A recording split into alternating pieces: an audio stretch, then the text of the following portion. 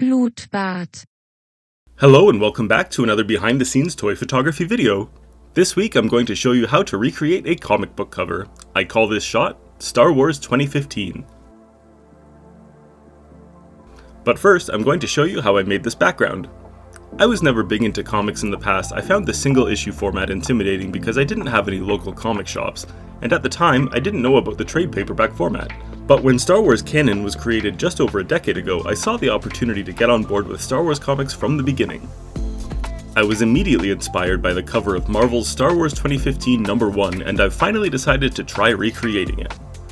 Because I was recreating this image in a landscape format instead of at regular comic book dimensions, I wanted my Vader silhouette to be a bit wider than the original. I chose this template with the stylized and exaggerated neckguard and filled in all the white details. I also drew in some shoulders. With the silhouette complete, I used it to create a selection and make a Vader-shaped layer mask over my hyperspace image.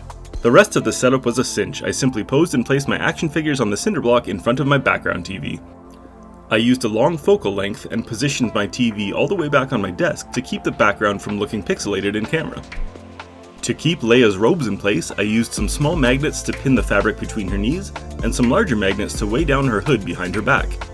I do have the newly released Leia from A New Hope, but that version has pants under the dress, so this older toy matches the original cover artwork more accurately. I also used the older Chewbacca figure to match the cover art's facial expression.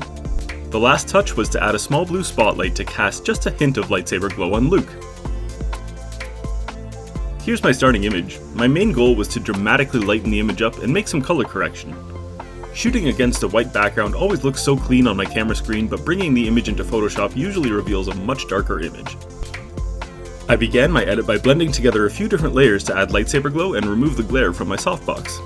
Next, I added adjustment layers for light levels and color balance. My TV has a yellow tinge to it, so I had to pump up the blues in this edit. I also made a hue and saturation adjustment layer to really clean up my solid whites. When I was satisfied with my lighting, I used the healing brush tool and content aware fill to remove all the articulation joints on my figures.